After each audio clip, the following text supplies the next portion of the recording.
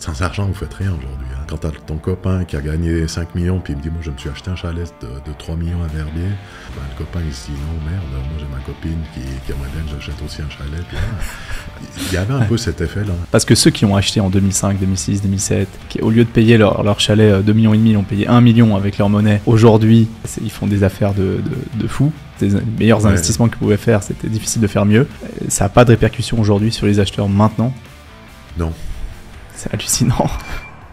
Hey, c'est Edouard, bienvenue dans l'After, le podcast dédié à l'immobilier et au monde du business en Suisse romande. L'objectif de ce podcast, c'est de vous permettre de continuellement apprendre même après votre journée de travail. Si vous appréciez le contenu, je vous demande une seule faveur, laissez-nous un avis 5 étoiles sur la plateforme que vous utilisez. Allez, bon épisode. Bienvenue dans ce nouvel épisode. J'ai la chance d'accueillir aujourd'hui Daniel Guinard, fondateur de Guinard Immobilier. Salut Daniel. Bonjour, salut. Merci beaucoup d'accepter de faire cet épisode où on va décortiquer le marché immobilier de Verbier ensemble. Toi qui l'as vu depuis longtemps maintenant. Donc peut-être je te laisse te présenter 2-3 minutes et puis ensuite on rentre dans le vif du sujet. Ouais. Si ça te convient. Alors moi je suis né un peu dans la marmite, en 66. Mon père avait fondé l'agence Guinard au mois de décembre 65. Moi je suis né le 3 janvier 66. Ah ouais. Et donc je suis vraiment né dans la marmite et après j'ai fait mon apprentissage dans les années 80 à l'agence avec un épisode d'une année dans une agence à Lausanne, Martigny-Lausanne. Et puis après dans les années fin des années 80, je suis resté, j'ai fait une autre formation dans le cafetier, restaurateur et hôtelier. Parce que les années là, ça n'avait rien à voir, mais fin des années 80, l'immobilier à Verbier, dans les stations en règle générale, était difficile. Les taux d'intérêt étaient presque de 10%, il y avait très peu de ventes. L'économie immobilière était difficile à ce moment-là. Partout en Suisse, ouais. Partout en Suisse, mais donc en montagne, quand on a une agence familiale, et puis c'était vraiment une agence familiale, ma mère travaillait dans l'agence, ma sœur travaillait dans l'agence, moi je travaillais dans l'agence, donc on était 4 à travailler dans l'agence, c'était une agence familiale, et là c'était une période très difficile, donc je me suis dit je m'ouvre une porte au cas où.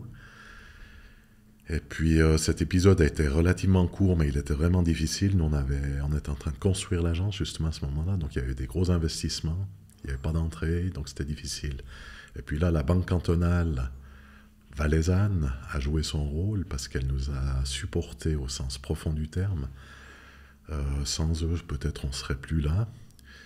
Et puis donc cet épisode passé dans les années 90 avec un ami agent immobilier de Martigny, je me suis inscrit à la patente pour faire les cours fédéraux, donc à la maîtrise fédérale.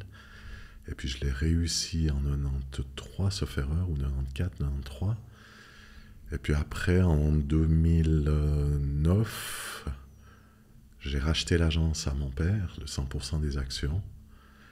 Et puis en 2018, je l'ai vendu à un grand groupe français, Domicime, Foncia. Et puis depuis lors, je suis courtier indépendant dans l'agence, pour l'agence Guinard. Comment t'as vu, alors depuis quelle année exactement t'as fait que de l'immobilier à Verbier? Alors moi j'ai commencé l'apprentissage, c'était en 81. Donc depuis 81, j'ai fait essentiellement l'immobilier. Je suis tombé un peu au bon endroit, au bon moment, je veux dire, à part l'épisode peut-être fin des années 80, là où c'était un peu plus difficile.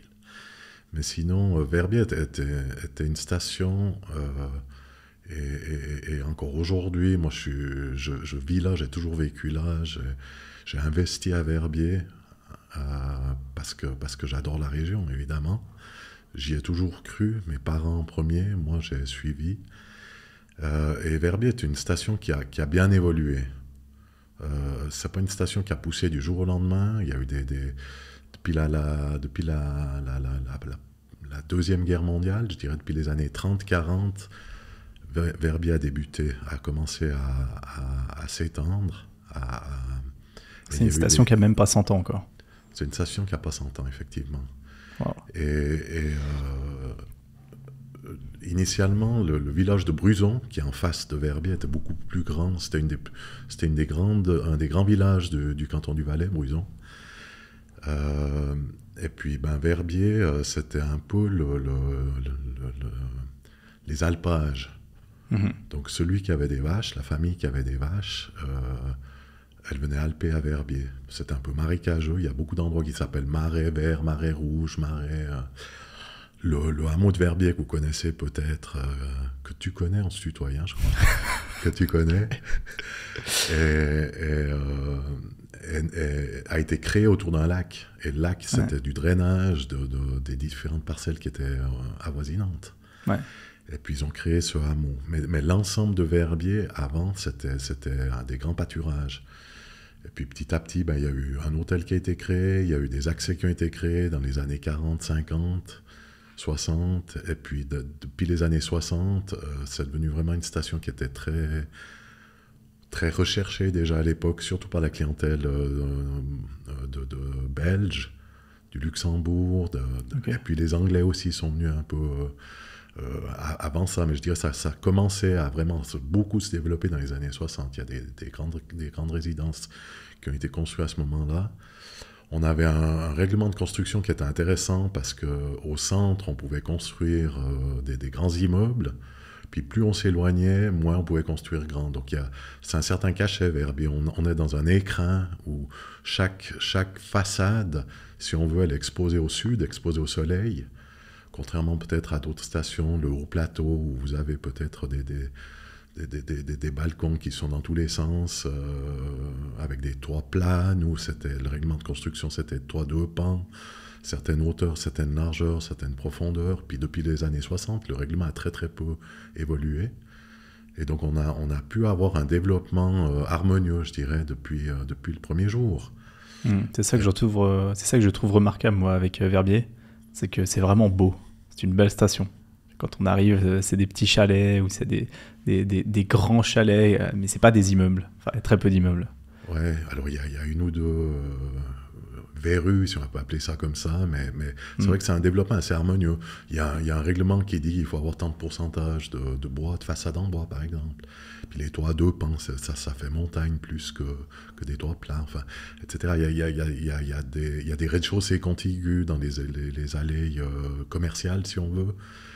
Donc ça facilite aussi à moyen long terme. Déjà aujourd'hui, il y en a certains il y a certaines zones commerciales qui sont vraiment commerciales, et puis petit à petit, quand il y aura des modifications, des rénovations ou autres, ça sera encore plus joli. Après, on a pu avoir un développement aussi pour toutes les infrastructures. On a Téléverbier, on a M. Tissière à l'époque, dans les années 50-60 aussi, qui ont été des visionnaires et puis qui ont créé la station de ski qu'on connaît, qui n'est pas qu'une station de ski, mais les Alpes, c'est des stations de ski en premier. Après, on essaye tous de faire des stations 4 saisons. C'est un joli terme. Après, voilà quoi. Nous, on fait le 90%, je pense, des activités, c'est l'hiver. Quand même, ouais.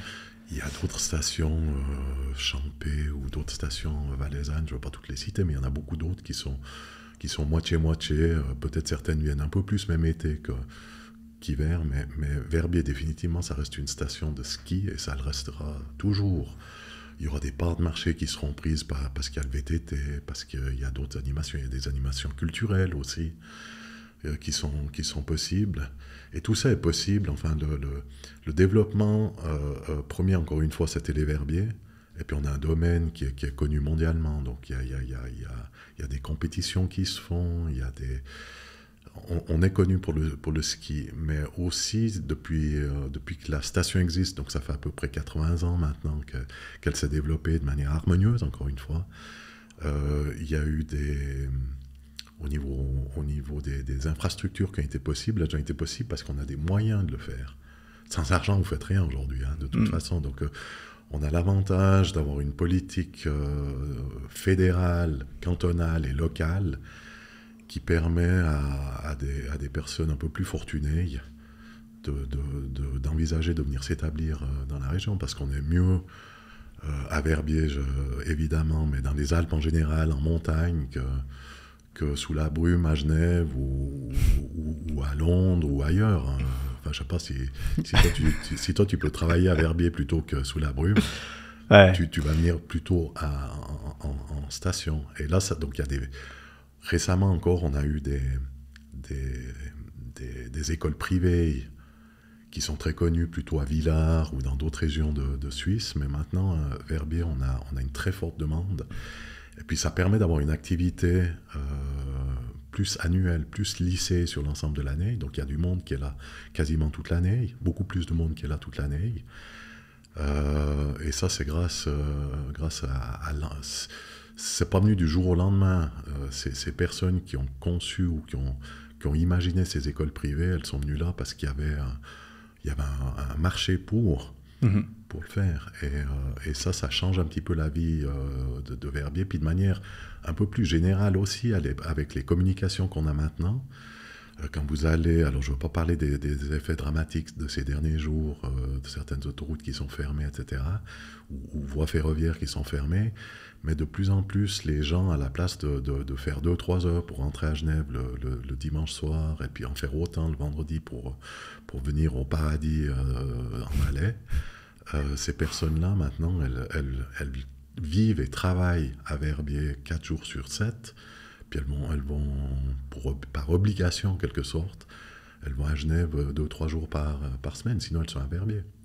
Ouais. Ou en Valais en général. Bien sûr. Bien sûr. D'un point de vue évolution des prix de l'immobilier, du marché immobilier lui-même, à partir de quand est-ce que tu penses...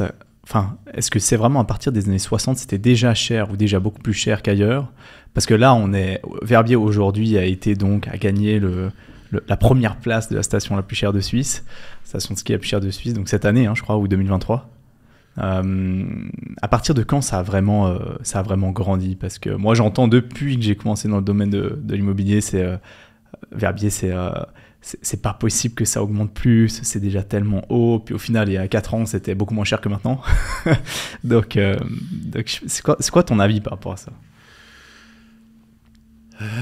Mais je pense que c'est une construction c'est un amalgame de plusieurs facteurs qui font qu'on est devenu une station. On n'a pas toujours été la station la plus chère, loin de là. Hein. Dans les années 90, Crans-Montana, par exemple, était 15-20% plus cher que Verbier. Et puis aujourd'hui, en moyenne, je pense que c'est nous qui sommes 10-15% plus chers que Crans-Montana. Mais c'est pas tombé du ciel comme ça. Hein. Je pense qu'il y a eu une construction, il y a eu des décisions justement au niveau du règlement de construction qu'on parlait tout à l'heure. C'est une belle station. Après, il y a les accès qui sont très faciles. On a le train qui arrive jusqu'au Châble. Vous faites un Paris-Châble sans trop de difficultés, sans forcément changer souvent le train. Puis après, vous avez les transports publics, soit les remontées mécaniques depuis le Châble qui vous amènent sur place. Il y a les infrastructures, justement. Il y a 10 000 facteurs, j'allais dire, qui font que les prix ont suivi. Les prix, il faut être deux pour créer un prix. Hein. Vous avez le vendeur, puis vous avez l'acheteur. Alors, à un moment donné, c'est vrai que certains acheteurs, mais c'était pas dû à Verbier, c'était dans les années début 2000, 2005, 2006, par là autour. Il y avait la City où certains de nos clients, ils ont acheté des chalets de 2-3 millions à l'époque. Dans les années 2000, c'était relativement cher. Maintenant, on parle de 20, 30 millions, 50 millions, certains chalets, c'est un peu de la folie, comme ça, parler comme ça, mais je dirais la moyenne, c'était 2-3 millions pour un chalet, c'était déjà relativement élevé, mais il y en a ceux qui achetaient ça avec leur bonus, qui avaient 30 ans. Ça, des Anglais c'était de la City, c'était surtout des Anglais, mais je pense que c'était tout le... Il y avait une sorte de bulle à ce moment-là, qui était bulle, c'est peut-être pas le bon terme, mais il y avait un engouement, puis c'était un peu une mode pour certains, quand tu as ton copain qui a gagné 5 millions, puis il me dit, moi je me suis acheté un chalet de 3 millions à Verbier, ou dans les Alpes, enfin là on parle de Verbier, le copain il se dit, non merde, moi j'ai ma copine qui aimerait bien que j'achète aussi un chalet. Puis, il y avait un peu cet effet-là. Ouais. Et puis nous, à l'époque, on avait, dans les années 2000, je dirais, la clientèle qui achetait, c'était des gens un peu de ton âge, un peu plus âgés, mais c'était peut-être la trentaine, qui bossaient dans le domaine banquier, la finance, et puis qui n'avaient pas forcément de famille, et puis c'était des couples, et puis ils achetaient des chalets. C'est incroyable. C'était un investissement pour eux. C'était bon. C'est devenu un investissement au moment de devoir payer, mais sur le moment, c'était OK, j'ai du fric, je le dépense. Ouais, OK. Et puis je le dépense pas forcément pour aller dans la campagne londonienne ou comme ça, mais non, on va à Verbier, parce qu'à Verbier, il y a le prince qui était là, il y a James Blunt qui était là, il y a des personnalités qui vont à Verbier, donc c'était the place to be. Mais il n'y avait pas que la clientèle anglaise, mais à ce moment-là, dans le début des années 2000, c'était dans les acheteurs potentiels, c'était 50%, c'était des Anglais. Et puis ouais, peut-être un peu moins, peut-être 40% des Anglais, 40% des Suisses, et puis 20% c'était des autres. Et maintenant, ça a bien changé quand même. Maintenant, c'est toujours... Alors, les Suisses, c'est toujours un peu la clientèle principale, évidemment. Hein. De par la loi, déjà, on ne peut pas vendre tout à des étrangers. Mais ça, c'est encore un autre problème, les contraintes législatives. Mais aujourd'hui, on a à peu près 50% de Suisses qui achètent. Mais dans les Suisses, moi, je comprends aussi les permis B, permis C. OK. Donc, c'est ceux qui viennent se domicilier. Bien sûr. Ceux qui vont, les enfants qui vont à l'école. Et puis après, on a toujours des Anglais, malgré le Brexit. On ne sait pas si c'était positif ou négatif encore aujourd'hui. Hein. Ça allait être ma question, justement. Parce qu'en 2005-2006, la livre sterling valait quoi 2 francs suisses 2 francs 50 suisses. Plus de 40 par l'autour. Ouais. De 40, ouais. Et maintenant, c'est presque 1,1. Ouais. Et du coup, malgré ça, parce que ceux qui ont acheté en 2005, 2006, 2007, qui ont payé, à l'époque, ça paraissait cher. Aujourd'hui, ça paraît rien du tout par rapport au marché actuel de Verbier. Mais qui ont acheté... qui, au lieu de payer leur chalet 2,5 millions, ils ont payé 1 million avec leur monnaie. Aujourd'hui, ils font des affaires de fous. Hein. C'était les meilleurs investissements qu'ils pouvaient faire. C'était difficile de faire mieux. Ça n'a pas de répercussions aujourd'hui sur les acheteurs maintenant qui sont anglais? Non. C'est hallucinant. Non.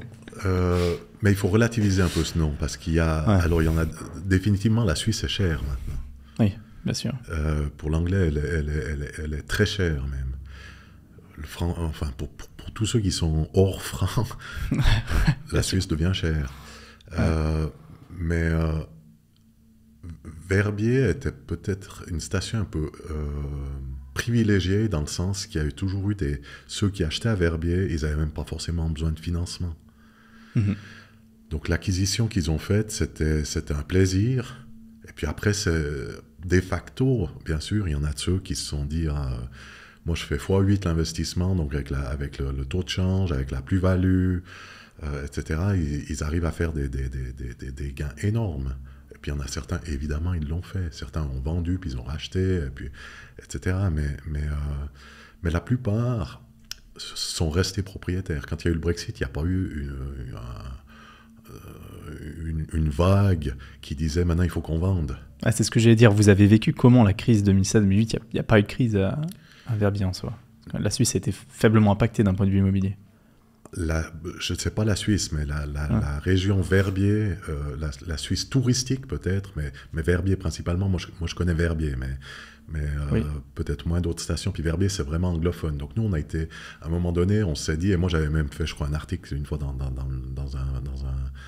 un magazine, dans un journal roman, Orange, qui était de dire, on se fait du souci. Il y a l'Alex Weber, il y a le Brexit, il y a le Francfort, il y a toujours l'Alex Colère en quelque sorte. Enfin, il y avait le réchauffement de la planète qui fait toujours un peu la une, mais enfin, ça, on va pas, je crois pas qu'on va s'étaler. C'est particulièrement la une, effectivement. Mais donc il y a eu plusieurs critères qui ont fait un moment donné, surtout l'Alex Weber, à un moment donné qui faisait peur à tout le monde. Puis je pense qu'il n'était pas une bonne décision à ce moment-là, comme elle a été prise. Chaque station était maître un peu de son territoire. Et puis c'est un peu dommage qu'il y ait une loi fédérale qui a dit que en Valais, au Tessin et au Grison principalement, vous ne pouvez plus construire. Alors que c'est ces mêmes personnes qui rêvent de venir chez nous et puis qui sont souvent propriétaires et puis qui disent maintenant il ne faut plus construire. Mais je pense que je vais fermer la parenthèse là parce que ça c'est un long débat. C'est un autre débat, mais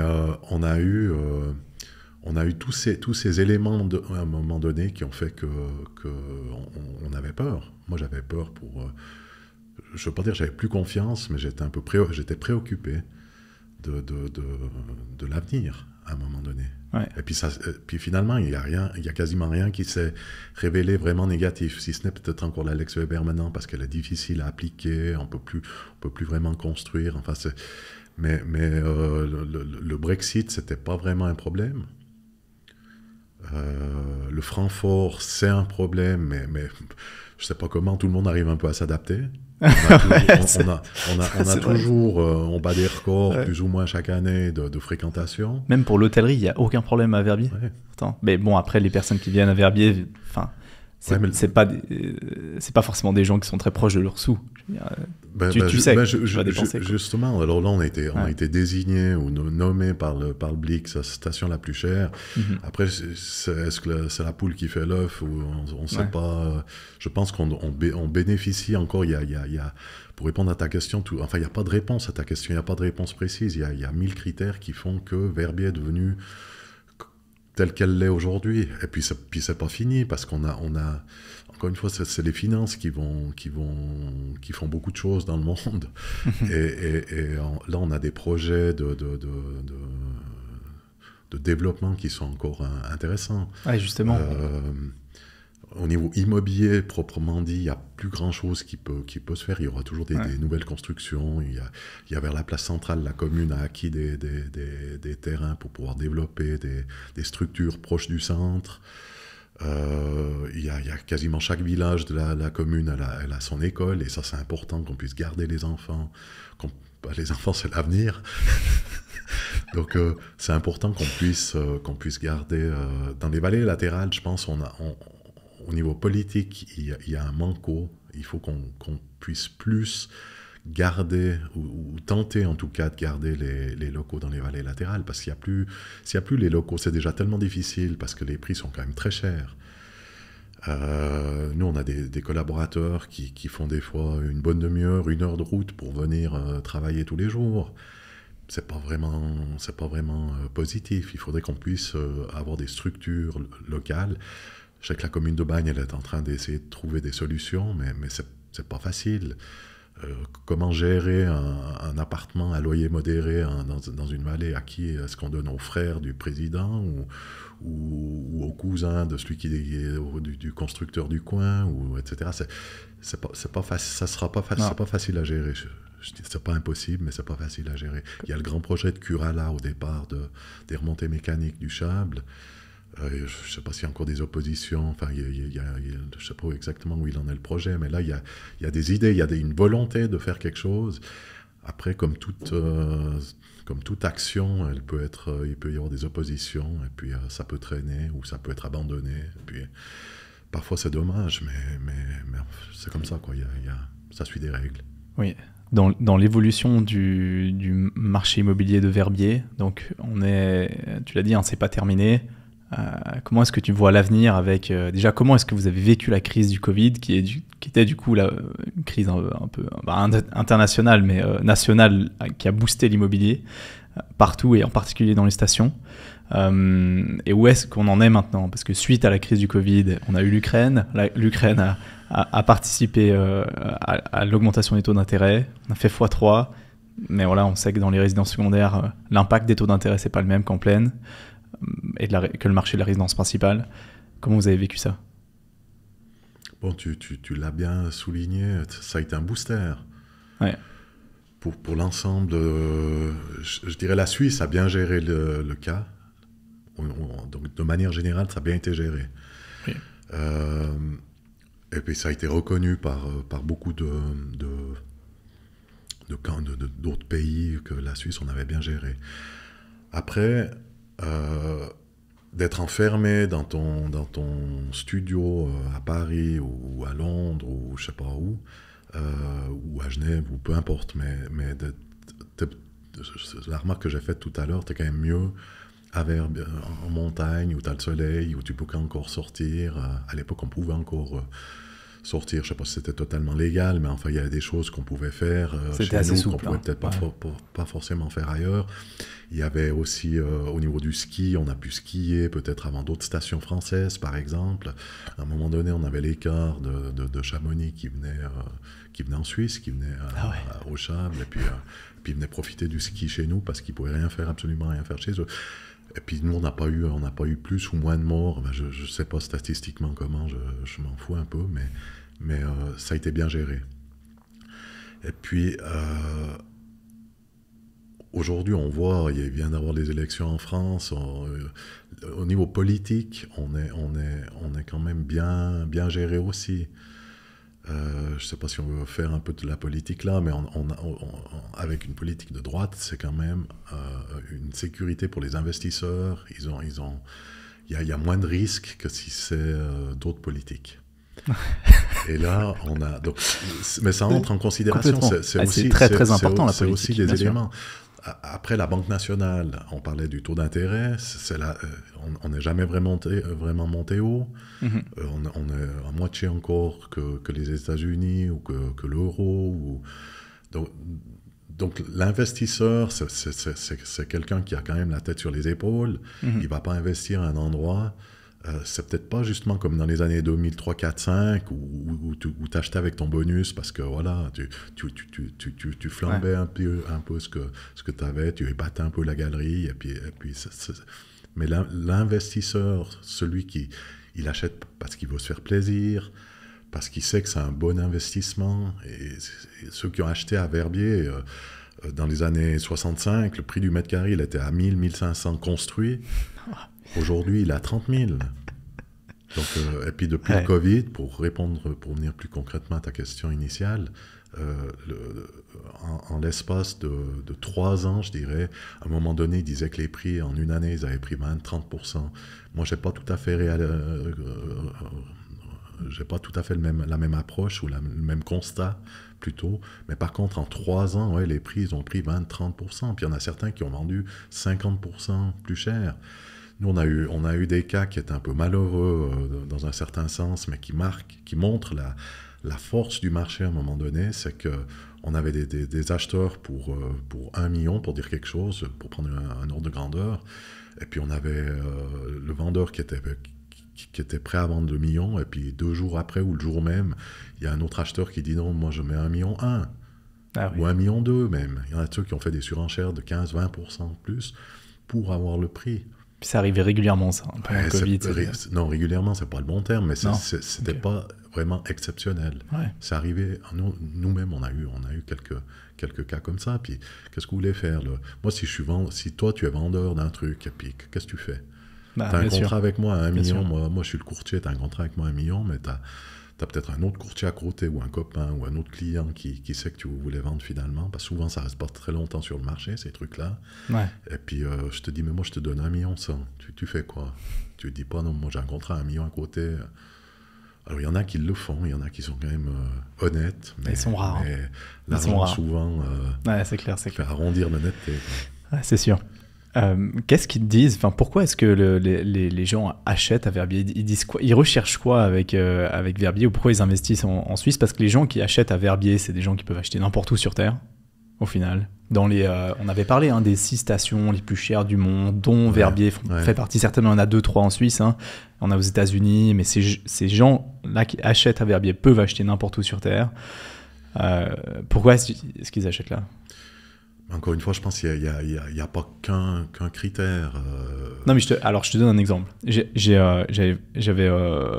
assez proche où j'ai eu des contacts assez proches avec une des personnes qui a construit le plus gros, le plus beau chalet de Nanda, qui est donc ma station. Et il m'a dit... C'est où, Nanda? C'est la petite sœur de Verbier, mais c'est un fœtus, Nanda, encore.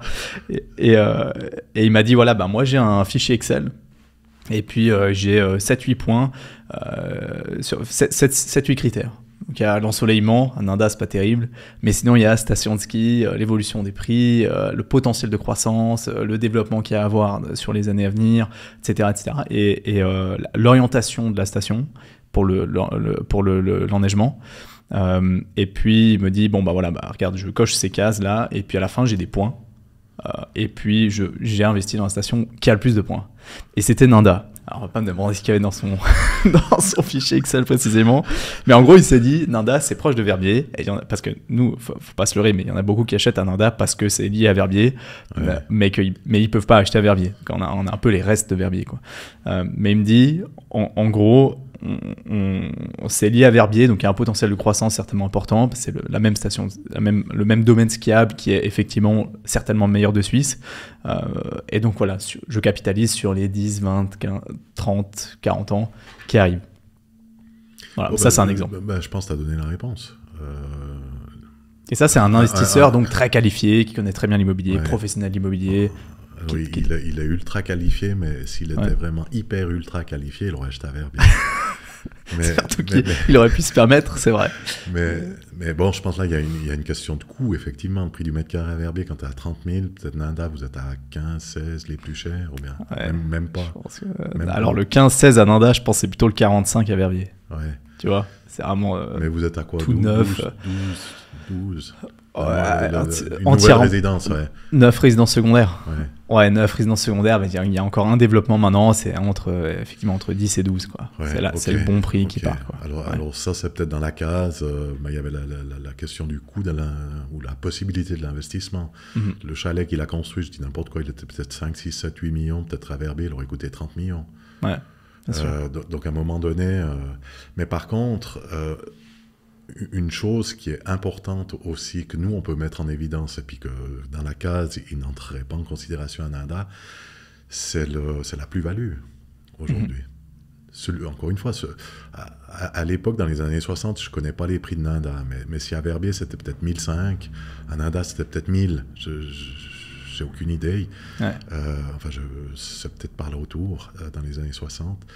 Et aujourd'hui, on a le ratio qui est quand même assez différent, même s'il y a toujours beaucoup de plus-value à Nanda, mais à Verbier, ceux qui ont acheté avant, dans les années 2000, où le prix du mètre carré il était peut-être à 7, 8, 9 000, 7, 8 000, mais aujourd'hui il est à 30 000. Ouais. Donc l'investisseur, il regarde ça. Et puis la commune Val-de-Bagne, c'est une commune, on le sait tous, un peu le poumon économique valaisan. Donc, au niveau imposition, même s'il n'y a pas de concurrence dans les permis qui sont délivrés, on a quand même au niveau économique, c'est une commune qui est saine. Il y a des investissements qui peuvent être faits, et ils voient qu'il y a des investissements qui sont faits. Alors après, il y a des oppositions pour le centre sportif notamment, mais ça, c'est des choses qu'on ne peut pas forcément gérer. Il y a Téléverbier, encore une fois, qui a une bonne image. Les remontées mécaniques de Téléverbier... Je ne veux pas dire qu'elles sont nettement meilleures que Nanda. Vous avez des bonnes installations, on a des bonnes installations, mais le niveau, il est quand même élevé à Verbier, un peu meilleur. Et puis l'investisseur, c'est un skieur, encore une fois, principalement. Ouais. On a 2 golfs à Verbier, 2 18 trous, par exemple. Peut-être pas beaucoup de monde le savent, mais on a 2 18 trous à Verbier. Il y a, etc. Il y a le culturel, il y a le festival de musique, il y a l'extrême, il y a des noms qui ressortent. Nanda, vous avez le cours des Alpes. Non, je rigole. Non, mais on a des manifestations qui sont mondialement connues. Ouais, il y a des investissements, il y a des sponsors qui sont hyper connus. On a des propriétaires, des personnalités qui sont là, des familles royales qui sont là. Ça fait un tout. Il y a l'accès, je parlais de l'accès tout à l'heure, donc ça fait beaucoup de choses qui font que, à un moment donné, dans les croix que tu mets, tu arrives peut-être à Verbier. Mais Verbier, c'est vrai qu'il y a la case investissement, coût de l'investissement, qui est un frein pour beaucoup de personnes. Sinon, et heureusement, parce que sinon, on ne pourrait pas accueillir tout le monde. Bien sûr. Comment est-ce que tu vois maintenant, sur les années à venir, l'évolution avec la fin des nouvelles constructions ? Résidence principale, résidence secondaire, à quel point quelle est la différence de prix déjà entre les deux, et puis à quel point il y a suffisamment de demande quand même en résidence principale pour continuer à développer cette station malgré la Lex Weber qui a fait du mal quand même dans les stations de ski, et je pense qu'elle commence vraiment à faire du mal maintenant, simplement par l'inertie du marché immobilier, où effectivement on l'a voté le 11 mars 2012, mais entre tout ce qui était autorisé, tout ce qui a été repoussé petit à petit, les constructions qui ont commencé, on termine maintenant vraiment les derniers développements de résidences secondaires dans les stations de ski. Donc c'est maintenant que ça va se faire ressentir. Ouais. Donc effectivement, tu as raison, là on arrive au bout de la période transitoire, je dirais, de la Lex Weber. Ça fait quand même une dizaine d'années, même plus maintenant. Mais il y a encore des reliquats, je dirais, de cette Lex Weber, des nouvelles promotions. Mais ça a un peu boosté, paradoxalement ou pas, mais ça a un peu boosté l'établissement de personnes qui sont venues justement s'établir dans nos régions qui sont touchées par la Lex Weber. Donc c'est des gens qui payent maintenant leurs impôts ici. Puis c'est souvent des personnes relativement aisées parce qu'elles viennent avec armes, bagages, enfants. Ils viennent à l'école, ils vivent là. Donc ça a été donc il y a plusieurs chalets qui ont la dénomination résidence principale, qui ont été construits.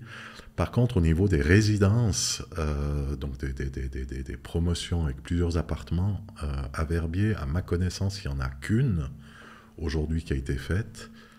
Par Christian Constantin. Par Monsieur Constantin, oui, qui a été vendue en moyenne peut-être un tiers moins que le marché. C'est-à-dire 20 000, 25 000 francs. Oui, c'était à 20 000, aux alentours de 20 000, un peu moins de 20 000. Mais ça a été... Bon, après, il y a eu une procédure pour obtenir les autorisations, etc. Mais comme n'importe quelle autre résidence.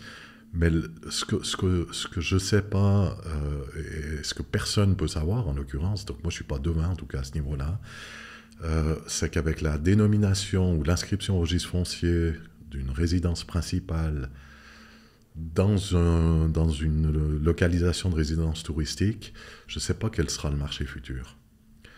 Parce que la demande pour la résidence principale chez nous, elle est quand même relativement restreinte. Et ceux qui viennent s'établir à Verbier, peut-être, Nanda, ça serait peut-être un peu différent, parce qu'il y a Sion qui est à côté, il y a peut-être une grande agglomération à côté, mais je ne sais pas, je réfléchis. Non, c'est un peu la même chose que Verbier. Ouais. Mais Verbier, on a une clientèle qui est relativement aisée, et puis quand tu veux acheter ton truc, déjà la localisation de cette résidence principale, tu es en plein centre, à côté de la Migros, la route principale à l'arrière, enfin c'est pas mal de proximité, donc il y a deux résidences en fait, il y a pas mal de proximité, donc il faut avoir envie quand même d'investir là, et puis je sais pas quels seront les prix, quelles seront l'évolution des prix, c'est un peu l'offre et la demande toujours. Mais si je fais un parallèle, peut-être à l'époque, on avait la Lex Fonmos, donc en 63, qui est devenue la Lex Kohler aujourd'hui, qui était la Lex Furgler, la Lex Friedrich, enfin, etc. J'ai jamais entendu ce nom jusqu'à maintenant. C'était Monsieur Fonmos à l'époque, en 63, je crois que c'était un Grisonin, ou il y a des Grisons, je sais pas. Il y en a d'autres qui nous regardent, peut-être qui sauront mieux que moi définitivement, mais c'était M. Fonmos au début. C'était l'Alex Fonmos qui empêchait la vente de résidences secondaires à des étrangers. Et puis, depuis que moi je travaille à l'agence, il n'y a aucun prix qui est différent pour Suisse ou étranger encore aujourd'hui. Par contre, si tu peux vendre à un étranger, peut-être le vendeur qui sait qu'il peut vendre à un étranger, lui mettra une plus-value de facto, mais il n'y a pas ce réflexe forcément de faire un prix différent parce que tu peux vendre Suisse ou étranger. Ça se fait parce que c'est comme ça. Mais donc pour la résidence principale et résidence secondaire, je fais un peu le même parallèle. Aujourd'hui, on était peut-être à 30% moins cher. Peut-être qu'il y aura un rattrapage. Mais c'est deux approches totalement distinctes. C'est quand même une résidence principale. C'est le gars qui vient s'établir là. Moi, je pense... Puis après, il y a celui qui a acheté sa résidence principale. Donc lui, c'est sa résidence principale. Donc de facto, une résidence principale, tu la gardes plus longtemps. C'est pas forcément spéculatif, même si c'est pas le bon terme. C'est sur du long terme que tu le fais. Tu le fais moins dans une vision d'investissement, peut-être. Et plus c'est pour en profiter, mais après... Après, franchement, je connais une ou deux personnes qui ont acheté là. Je sais pas comment c'est leur résidence principale, mais Ah, voilà, quoi. Bien sûr. D'accord. Mais, et puis ces personnes-là, du coup, elles pensent pas, parce que là, je me mets à la place de l'investisseur qui cherche à acheter à Verbier, mais il se dit forcément le jour où je revends, j'ai quand même un frein. La mention résidence principale, le registre foncier, c'est un frein. On élimine beaucoup d'acheteurs, parce que le 90% quand même, c'est de la résidence secondaire. Même plus, moi je dirais, il y a plus que 90%, parce qu'on a une région touristique. Donc de facto, c'est destiné aux touristes. Et puis on a... Alors, ce qui est bien aujourd'hui, enfin, je réfléchis à voix haute, c'est que on arrive à Verbier dans une période où il y a les fondateurs qui arrivent à, je ne veux pas dire au bout de leur vie, mais qui arrivent à un âge après retraite.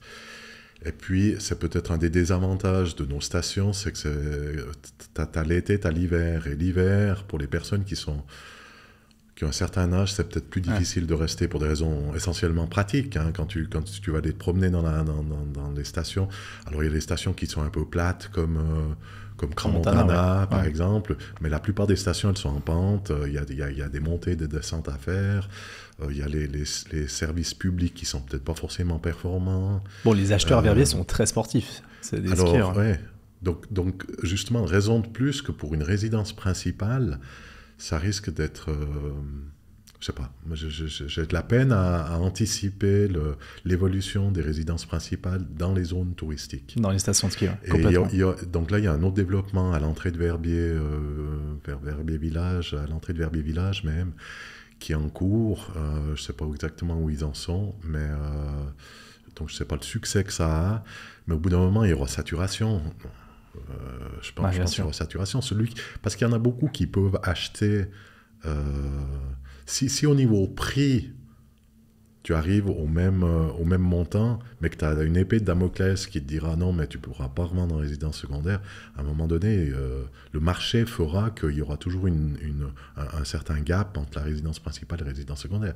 Ce qui n'est pas forcément le cas pour les étrangers et Suisses avec la Lex Fonmos, Lex Colère actuelle. Bien sûr. Tu l'as dit avant, le marché est construit par l'offre et la demande. Et là, la demande, elle chute drastiquement, quoi, et c'est juste que pour le moment, il n'y a pas beaucoup d'offres comme ça aussi. C'est peut-être pour ça que les prix sont tenus quand même vers le haut. Mais si les nouveaux développements devaient se multiplier, on augmenterait drastiquement l'offre, alors que la demande, au final, elle ne va pas tellement bouger. Je ne pense pas tant que ça. C'est une bonne approche, oui, tout à fait. Mais on verra. À quel point est-ce que les investisseurs, ça je trouve intéressant de manière globale pour l'immobilier suisse, ou pour n'importe quel type de marché immobilier, surtout que Verbier c'est très international, à quel point est-ce qu'ils vous parlent de la politique en Suisse ? À quel point est-ce qu'ils achètent quand même ici parce que c'est stable, justement, parce que c'est sûr, c'est tranquille, ça bouge pas trop ? Bon, moi je l'avais mis en évidence dès le début de la discussion, je l'ai chaque fois relevé, la politique elle est quand même importante et on a une stabilité politique de droite, je le souligne parce que c'est quand même là, que c'est ça souvent qui est relevé par les investisseurs et dans la pratique, enfin. Mais je ne veux pas trop parler politique, mais donc, c'est pas le lieu. Là, tu dis d'un point de vue fédéral, hein. Au niveau fédéral. Après, mais après, c'est au niveau cantonal. On a un pays, on a un canton de propriétaires par rapport à d'autres cantons romans. Donc les lois sont faites plutôt pour les propriétaires. C'est peut-être pas comme ça qu'il faut le prendre, mais il y a des aménagements qui sont favorables aux propriétaires. Et puis après, au niveau très local, la politique fait des investissements parce qu'on a les moyens de faire des investissements. Encore une fois, c'est toujours un peu le serpent qui se mord la queue ou l'effet boule de neige. On a certains moyens. On peut accueillir des manifestations. On peut créer des structures, etc. Donc, quand vous faites un centre sportif à 50 millions, et puis que, je ne veux pas dire ça passe comme une lettre à la poste, parce que ce n'est pas le cas, hein, c'est quand même des investissements importants, mais ça passe quand même au niveau communal, quand il y a des votations, quand il y a des décisions qui doivent être prises, on le fait quand même pour le tourisme. Il y a encore... alors, ce n'est pas une unanimité, hein, loin de là. Après, nous, on a peut-être le problème qui est général partout, où tu as une partie de la population qui est dans la vallée ou dans la plaine de la commune, et puis tu as la station phare, entre guillemets, Alors après, il y a un peu de la jalousie, de l'envie, on se rend peut-être pas forcément compte des plus et des moins, voilà, mais Absolument. mais c'est comme ça qu'on vit, quoi. Exactement. C'est comme ça que ça se construit. C'est ce que j'allais dire, je trouve que c'est remarquable comment Zermatt a fait ça aussi, et Verbier suit un peu. Alors les marchés sont très différents, Zermatt c'est hyper hôtelier, c'est quasiment pas de résidence secondaire, c'est que de l'hôtellerie. Verbier, bon voilà, ça s'est fait un peu plus différemment, mais je trouve incroyable comme l'infrastructure est tellement développée dans ces stations, parce que justement, je pense que la politique communale peut-être pousse plus et a bien compris, a bien cerné que les recettes fiscales de la commune sont liées certainement à 90% au tourisme, et donc pousse vraiment le développement des infrastructures pour le tourisme, ce qui n'est pas du tout le cas par exemple à Nanda, pour revenir à la station dont je parlais avant, où vraiment pour refaire le centre, il faut presque 30 ans de discussion, ça n'avance pas, ça bouge pas. Nanda et Verbier ont commencé à parler, c'est un très très bon exemple, en même temps, parce que c'est le même domaine skiable, des pistes de ski et de VTT. À Verbier, maintenant, il y a quoi ? Il y en a 30 pistes. Et à Nanda, il y en a 0. Voilà. Et puis ça, c'est représentatif dans sa globalité de pourquoi est-ce que, pour le coup, des stations comme Verbier avancent beaucoup plus rapidement. Donc, je ne sais pas si c'est politique ou si c'est... je ne sais pas à quel niveau est-ce que les décisions se prennent. Mais voilà, c'est ce que je trouve remarquable avec des stations comme Verbier. Et puis Zermatt, j'ai pris Zermatt parce que le montant d'investissement là-bas... Tu parles de 30 stations de vélo, 30 pistes de vélo. Ouais. Si on n'était pas entravé par les règles, par certains politiques, une certaine politique, on en aurait peut-être 50. Ouais, bien sûr. Ouais. Puis on serait relié avec Nanda, et puis pas au niveau du ski, mais au niveau du VTT, il y aurait des pistes qui seraient 4 balayes. Ouais, exactement. Alors, moi, je suis pas tellement VTT, mais je suis beaucoup montagne, mais je suis pas tellement VTT. Mais je pense que la volonté, elle est là, elle est commune. À Nanda, probablement aussi. Mais après, il faut aussi des moyens. Donc les moyens, ça dicte la finalité de la décision. Puis les décisions sont prises si on a les moyens. Si on n'a pas les moyens, ça ne sert à rien de dire oui, on fait quelque chose si on n'a pas les moyens de le faire. Donc voilà, encore une fois, ça fait partie d'un tout. Hein. Après, on ne va pas venir sur la guéguerre qu'il y a dans les 4 vallées, mais il y a des choses qui pourraient être faites beaucoup plus facilement s'il y avait une volonté commune de le faire. Bien sûr. C'est quoi Non, bien sûr. Je sais exactement ce que tu veux dire. Dans le marché immobilier à Verbier, c'est quoi la transaction la plus élevée qu'il y a eu dont tu connais? Aucune prix idée. Par mètre carré? Aucune idée, mais je pense qu'il y a des prix affichés, plus ou moins affichés pour du neuf qui sont à plus de 40 000, mais je pense qu'il y a des résidences qui ont été vendues à plus de 50 000. Ah ouais. Après, pour un chalet, tu vois, après, c'est quoi le prix du mètre carré? Est-ce que le garage fait partie du mètre carré ou pas? Est-ce que la piscine, autorisée ou pas, dans le souterrain ou pas, est comprise dans le prix du mètre carré? C'est pour ça, pour les appartements, c'est facile de donner un prix au mètre carré, parce que dans l'appartement, t'as le garage, t'as éventuellement une cave plus ou moins grande, ou une annexe plus ou moins grande, mais pour un chalet, c'est très difficile. Mais il y a des chalets, je pense, qui se sont construits en finalité au prix du mètre carré global, y compris garage et tout, à des montants astronomiques. Quand on voit du vieux bois sur les parois du garage, et puis du parquet au sol, voilà quoi. Il y a plus de limite, il y a plus de limite pour certains. Absolument. D'ailleurs, ça allait être ma question, mais combien ça coûte de rénover ou de construire Verbier? Moi, j'ai été un peu choqué des discussions qu'on avait eues d'ailleurs en off, nous, sur le coût de rénovation ou le coût de construction. J'ai l'impression qu'il s'est adapté au marché immobilier de Verbier. Mais si tu dois donner un prix par mètre carré, grosso modo, pour construire ou rénover, j'ai l'impression que c'est globalement beaucoup plus cher qu'ailleurs. Alors, moi, je veux parler de moi, parce que j'ai rénové un appartement. Voilà. Il y a quelques années en arrière, dans la plus vilaine résidence de Verbier construite par quelqu'un de Crans-Montana. mais j'y habite, donc j'y suis très bien. C'est l'immeuble à Migros.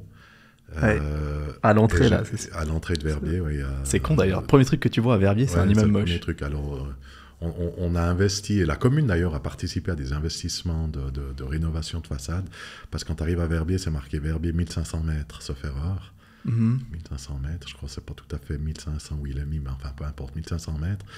Et puis ce mur-là, comme c'est le premier mur que tout le monde voit quand on arrive à Verbier, il y a la commune ou la société de développement, je ne sais plus lequel des deux, ils ont participé à la rénovation de ce mur. Okay. Et puis donc c'est un immeuble qui coûte excessivement cher parce qu'il est immense, et puis il date des années 70, donc il devient vieux. Donc il y a des gros investissements à faire. Mais moi j'ai un appartement là depuis 25 ans maintenant, et il y a 5 ans en arrière, j'ai investi, ça m'a coûté à peu près 4 000 francs le mètre carré de rénovation. Mais j'ai refait les chapes, j'ai mis du chauffage au sol, j'ai refait les isolations périphériques, plafond, sol, murs, etc. Dans l'appart. Il y a un peu de domotique, changer les vitrages, les fenêtres, évidemment. Enfin, il restait plus rien du tout, il était vide. J'ai refait les chapes, donc il était vide. Ah ouais. Et après, j'ai caché 2-3 murs intérieurs, mais ça m'a coûté 4 000 francs le mètre carré. C'était quand même du haut de gamme. Alors, c'est pas le top gamme, c'est un appartement plus, si tu veux. Ok, d'accord. Mais c'est pas le top, j'ai pas du vieux bois à l'intérieur, j'ai pas du... etc. Mais c'est du bon matériel, mais c'est pas exceptionnel. Et c'était 4000. Donc je peux imaginer que ça peut aller à plus. Alors tu peux faire moins aussi, j'imagine aussi, volontiers. mais ça fait, quand on parle comme ça peut choquer, mais ça fait cher quand même. Ça fait bien 2,5 fois plus cher que ailleurs, ouais. Non, effectivement. Puis j'ai pas mal travaillé à l'intérieur moi-même. Ah ouais, en plus. En plus, tu t'es fait des factures à toi pour arriver avec... Je compte pas dans les 4000. C'est toi qui as pété la chape? Non, j'ai pas pété la chape, mais c'est moi qui ai passé en bas les cailloux par le... Ouais, ça, c'est moi qui ai fait... Ouais. Ah ouais, bon, magnifique. Ouais. Daniel, merci infiniment pour le partage sur le marché immobilier de Verbier. Est-ce qu'il y a quelque chose qu'on doit encore évoquer sur ce marché-là? Ouais, bon, là, je fais un peu de la politique parce que c'est de là que tout part. Je pense qu'il faudrait moins d'entraves pour faire des rénovations, pas de rénovation, moins d'entraves de rénovation. Mais ça, c'est aussi au niveau communal, hein, c'est pas forcément des normes fédérales. Il faudrait que pour changer un Velux, on n'ait pas besoin de passer par des autorisations spécifiques. Il y a déjà les copropriétaires qui doivent dire oui. Alors bon, ça, c'est une norme fédérale, la PPE. Etc. Mais si tu as un chalet individuel puis que tu veux changer ton Velux, ben, tu le changes. Et puis voilà, si tu as des fenêtres à croisillon, ben, tu les changes. Tu n'as pas besoin de faire une demande.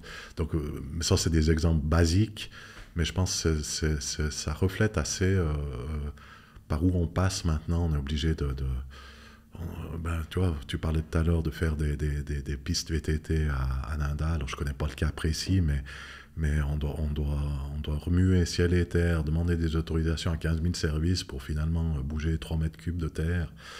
C'est pas normal. Si on a un pays touristique, un canton touristique, des régions touristiques, on doit faire avec, on doit vivre avec, on doit faire en sorte que l'investisseur, par définition, l'investisseur, il investit pour faire du bien à lui peut-être, mais à la région, parce que tu n'investis pas... Tu ne fais pas quelque chose pour détruire quelque chose. Tu le fais pour améliorer.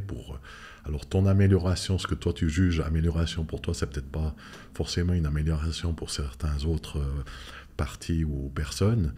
Mais quand on est dans une région, c'est comme celui qui on prend l'exemple des fois de celui qui a acheté un appartement à côté d'une église ou bien d'une ferme, et puis qui gueule parce qu'il y a le coq qui chante ou bien parce qu'il y a la cloche qui sonne. À un moment donné, la cloche, elle était là avant. C'est celui qui vient, celui qui accueille, qui doit un peu s'adapter. Je dirais c'est un peu ça, un peu penser à l'autre plutôt qu'à soi-même, quoi. Absolument, ouais. J'ai un cas d'ailleurs, un exemple assez flagrant de ce type-là. C'est un grand groupe d'ailleurs singapourien qui a voulu développer 3 écoles internationales, une en Suisse, en Valais précisément. Que je connais, ouais. Une à Milan, une à Barcelone. Et puis le temps d'obtenir l'autorisation de construire pour faire cette école internationale en Suisse, en Valais, elle avait fini de construire à Milan et à Barcelone, puis les écoles étaient déjà en route. Donc elle a abandonné en Valais, elle est partie ailleurs, quoi. Puis elle s'est dit, je vais pas perdre autant de temps et d'argent et d'énergie pour un truc qui se développe pas, qui se fait pas. Et donc elle a laissé tomber. Donc, et ça c'est dommage, je trouve, dans un canton qui est touristique comme le nôtre, c'est triste. Ouais, c'est malheureux, mais quand on parlait de l'Alex Weber tout à l'heure, il y en a de ceux. Alors là, oui, on a eu des cas concrets de clients, quand on a au début 2012, 13, 14, par là autour, il y a des clients qui ont dit non, nous, on ne veut pas investir dans une région où on est mal accueilli, enfin, pas mal accueilli, où l'étranger n'est plus un peu chez lui. Et puis, si c'est destiné uniquement à la résidence principale, on va acheter. Et puis, ils sont allés à Chamonix ou en France. Ah, bah, bien sûr. Ouais. Bon. Voilà, Comme quoi, la politique, c'est très, très important pour tous les marchés immobiliers. Ouais. Donc, voilà, quoi. Ouais. Merci de l'invitation. Merci beaucoup à toi. Et puis, à très vite. On refera un épisode quand la première transaction à 100 000 francs le mètre carré aura eu lieu à Verbier. Oui, ça sera tout soudain, je pense. Merci. Ciao, Daniel.